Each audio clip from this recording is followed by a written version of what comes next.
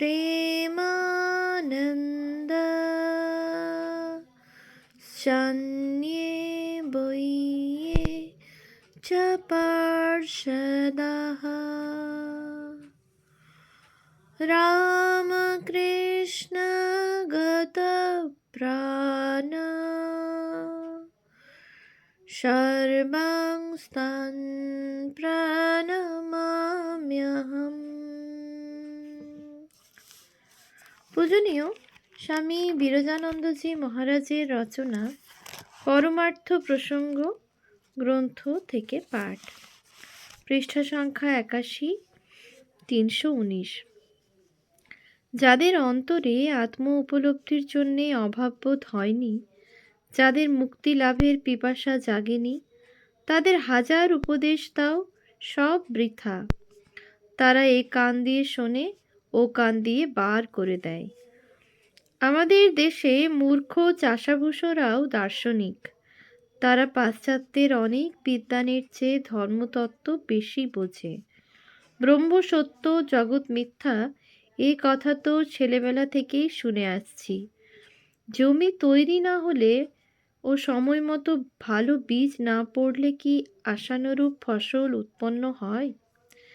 যাদের বিষয় রস শুকিয়ে এসেছে, তাদের অনুরাগ খড়ের গাদায় আগুনের এক ফিনকি পড়ার মতো একটুতেই ধু ধু করে জ্বলে ওঠে। লালাবাবু ধোপার একটা কথা, বাসনায় আগুন দে, শুনেই বৈরাগী হয়ে বেরিয়ে গেলেন। বেশ্যার তিরস্কার শুনে বিল্বমঙ্গলের চৈতন্য হয়েছিল। তিনি তৎক্ষণাৎ সংসার ত্যাগ করে কৃষ্ণ প্রেমের ভিখারি হয়েছিলেন। তারা বৃন্দাবনে কি আশ্চর্য ও কঠোর সাধনা করে সিদ্ধিলাভ করেছিলেন। এই জন্মেই যাদের হবার হয়, তাদের এমনি করেই হয়। 320। মনে প্রাণে সরল হতে হবে। যার সরলতা আছে, তার 7 খুন মাপ। সে হাজার পাপী হলেও সময়ে ভগবানের কৃপা লাভ করে পরম ভক্ত হয়ে যায়। 321। মানব জমিন অনুর্বর নয়। চাষ যত্ন অভাবে আগাছা বনজঙ্গলে ভরে গেছে। সাপ বিছের আবাস হয়েছে, তাই সর্বদাই ভয় লেগে থাকে। এই মানব জমিন যত্ন করে চাষ করলে, গুরুদত্ত সাধন ভজন নিষ্ঠার সহিত অনুষ্ঠান করলে অমূল্য ধন প্রসব করবে।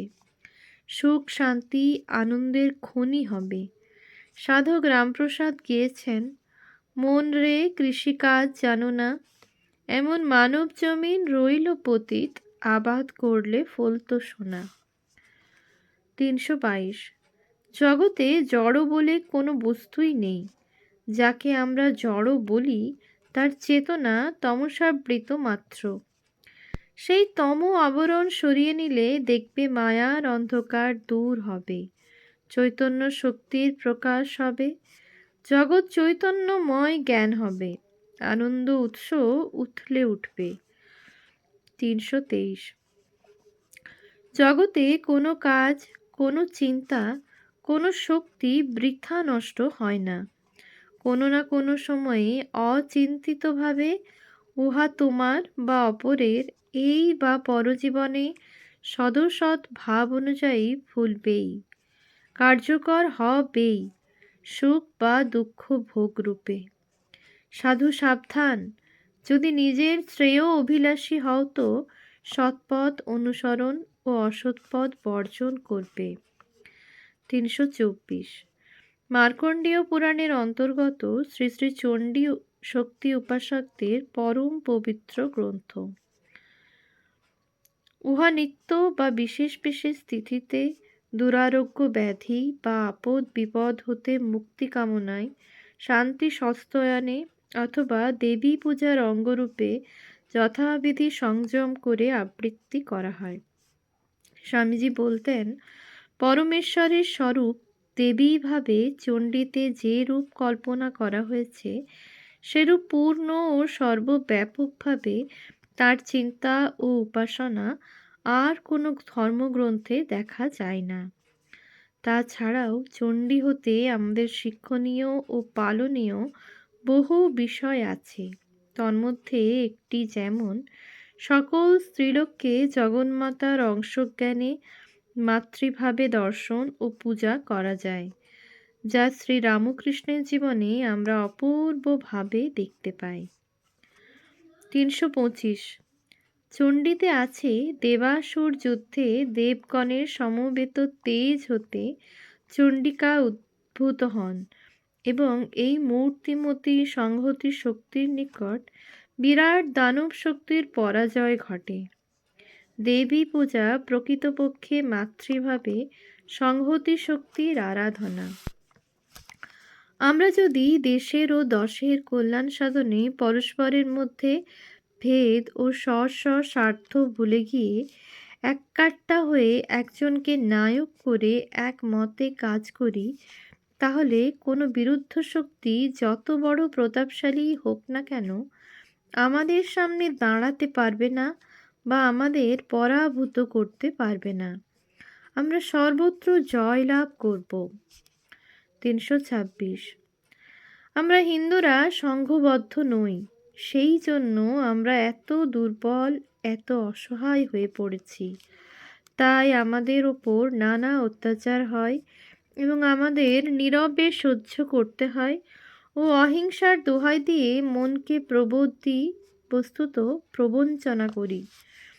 একেই Mahatma Gandhi non violence of the weak, দুর্বলের অহিংসা ব্রত পালন বলে দোষারোপ করেছেন এবং non violence of the strong অর্থাৎ নির্যাতন প্রতিশোধের পূর্ণ শক্তি সামর্থ্য সত্ত্বেও বৈরীর প্রতি অহিংসা ভাব পোষণ ও সপ্রেম ব্যবহারকে প্রকৃত অহিংসা ধর্ম পালন বলেছেন। স্বামীজিরও ইহাই মত ছিল। অন্যায় বা অত্যাচার প্রতিরোধকল্পে তুমি যদি এক গালে চড় খেয়ে আততায়ীর দু গালে চড় মারতে না পারো, সে তোমায় হত্যা করতে উদ্যত দেখে তুমি যদি তাকে নিপাত না করো, তাহলে তুমি আবার কিসের মানুষ? হিন্দু শাস্ত্রেরও এই মত। ৩২৭ স্বামীজির অমরনাথ যাত্রার মুখে একজন তাঁকে জিজ্ঞাসা করেছিলেন, মশাই, বলবানকে দুর্বলের উপর অত্যাচার করতে দেখলে আমাদের কি করা উচিত? স্বামীজি উত্তর দিয়েছিলেন, কেন, এর আর কথা কি? অবশ্যই ওই বলবানকে ধরে আচ্ছা করে মার লাগাবে। ওই রকম আর এক সময়ে স্বামীজি বলেছিলেন, দুর্বল ও নিশ্চেষ্ট বলে কিল খেয়ে কিল চুরি করা যদি ক্ষমা হয় তা কোনো কাজেরই নয়। তার চেয়ে বরং লড়ে যাওয়া ভালো। হাজার হাজার দেবদূতকে পর্যন্ত সহজে জয় করবার ক্ষমতা যদি তোমার থাকে, তবেই তোমার ক্ষমা করবার অধিকার। গৃহস্থের পক্ষে আত্মরক্ষা। ৩২৮ তাই হিন্দুদের পক্ষে বাঁচতে হলে বল সঞ্চয়ই একমাত্র কর্তব্য। তার প্রধান উপায় হচ্ছে একতা। আমাদের ধর্মবিশ্বাস দৃঢ় হলে, ধর্মের জন্য প্রাণ দিতে কুণ্ঠিত না হলে কেউই আমাদের ধর্মের নিন্দা ও দেবতা বা দেবস্থানের অবমাননা করতে সাহসী হতো না। বিধর্মী বদমায়েশরাও আমাদের স্ত্রী জাতির উপর অমানসিক ঘৃণিত অত্যাচার করতে সাহসী হতো না। সকলের একত্র ও একমত হওয়া ছাড়া হিন্দুর বাঁচবার কোনো উপায় নেই। ধর্মের, সমাজের, কৃষ্টির ও আপনাদের রক্ষার জন্যে নিজেদের মধ্যে শ্রেণীবিভেদ, নিজ নিজ ব্যক্তিগত ও শ্রেণীগত স্বার্থ ও দেশাদেশি ভুলে গিয়ে একত্র হতে পারলে বিধর্মীরা আমাদের ধর্ম ব্যবস্থার কুৎসা রটনা বা বিরুদ্ধাচারণ করতে ভয় পাবে। ৩২৯ বরাহনগর মঠে স্বামীজি গুরুভাইদের একটি গল্প বলেছিলেন।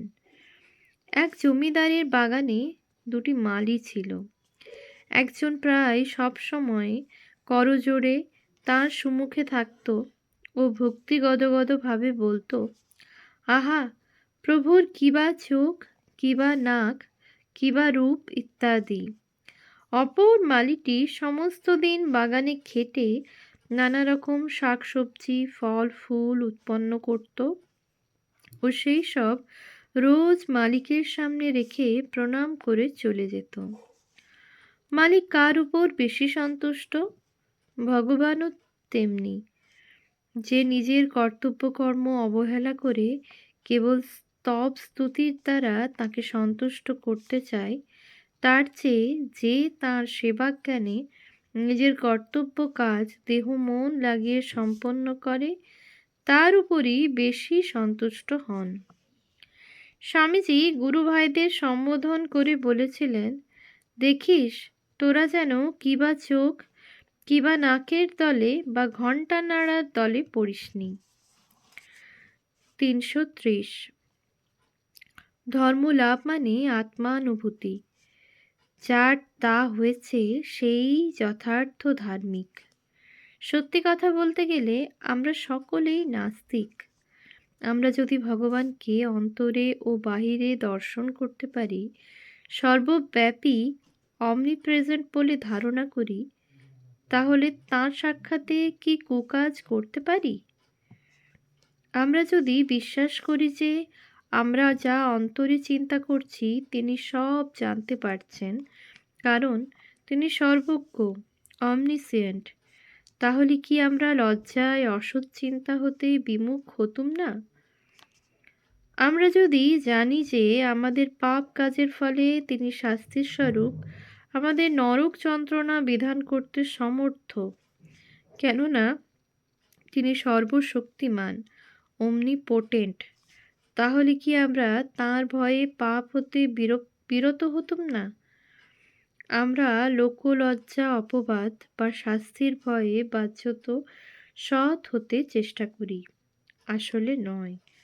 বাহিরে ধার্মিক সেজে যাতে ধরা না পড়ি এমন লুকোচুরি করে গুপ্তভাবে অসৎ কাজ করতে ছাড়ি না। এরকম স্বভাবের লোকেদের চেয়ে বরং যারা নিজেদের নাস্তিক বলে পরিচয় দেয় তারা সহস্র গুণে শ্রেষ্ঠ। ৩৩১ স্বামীজি বলেছেন, যখনই পারো যেমন পারো অপরকে সাহায্য করবে, কিন্তু কি উদ্দেশ্যে করছো সেদিকে নজর রাখবে না। যদি তুমি নিজের কোনো সুবিধা বা স্বার্থসিদ্ধির জন্য করো তো জানবে যে তাতে যাদের সাহায্য করছো তাদের বিশেষ কিছু লাভ বা উপকার হবে না, তোমারও নয়। কিন্তু উহা যদি নিঃস্বার্থ হয় তাহলে যাদের দিচ্ছ তাদের তো প্রভূত সুখ ও কল্যাণ হবেই, পরন্তু তার সহস্রগুণ সুখ ও কল্যাণ তোমার নিজের হবে। তোমার বেঁচে থাকাটা যেমন সত্য, এও ঠিক তেমনই ধ্রুব সত্য। ৩৩২ পূজা দুই প্রকার, বাহ্য ও মানুষ। বাহ্যিক পূজায় দেবতার মূর্তি, পট, ঘট, দারু ও শিলা প্রভৃতিতে দেবতার প্রাণ প্রতিষ্ঠা করে পূজা করা হয়। আমরা মানুষের জীবন ধারণের জন্য যা যা দরকার এবং মানুষ যাতে সুখ তৃপ্তি ও আনন্দ পায়, দেবতার পূজায় সেই সব জিনিস তাঁকে নিবেদন করা হয়, যেমন পাদ্য, অর্ঘ্য, আচমনীয়, আসন, বসন, ভূষণ, ফুলের মালা, গহনা ইত্যাদি, গন্ধপুষ্প, চন্দন, ধূপ, দীপ, নৈবেদ্য, ফলমূল, মিষ্টান্ন, পায়েস বা অন্ন ও পুষ্পুরি ব্যঞ্জনাদি ভোগ, পানীয় জল, তাম্বুল, সজ্জা, ব্যজন, স্তোত্রপাঠ, গীত ও বাদ্য, নৃত্য, আরতি ইত্যাদি। কোনো উপকরণ না থাকলে ভক্তিভরে ওই সকলের অনুকল্পে কেবল জল দিয়েও পূজা করা যায়। ৩৩৩ মানুষ পূজায় দেব বিগ্রহের বা কোনো উপকরণের দরকার হয় না। দেবতার মূর্তি হৃদয়ে ধ্যান করে মনে মনে উপরোক্ত দ্রব্যাদি কল্পনা করে তাকে নিবেদন করলেই মানস পূজা করা হলো। এই পূজায় ব্রাহ্মণ, চণ্ডাল, অস্পৃশ্য সকলেরই অধিকার আছে। এই পূজায় সূচি অসুচি, দেশ কাল, বাধা নিষেধের কোনো বালাই নেই, কেবল মনঃসংযোগের দরকার। ওম শান্তি শান্তি শান্তি। হরিঃ ওম তৎসৎ। শ্রীরামকৃষ্ণার্পণমস্তু।